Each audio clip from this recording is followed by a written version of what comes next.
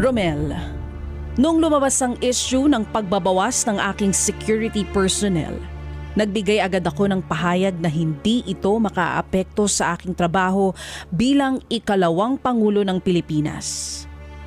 Hangad ko sana na matapos na ang usaping ito dahil hindi hamak na napakaraming mga suliranin ng ating bansa na higit na mahalaga kaysa sa aking proteksyon.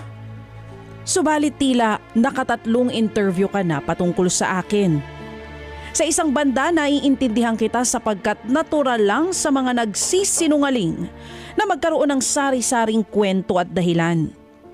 Pero hindi ko na maatim ang tuloy-tuloy na panlilinlang sa aking mga kababayan.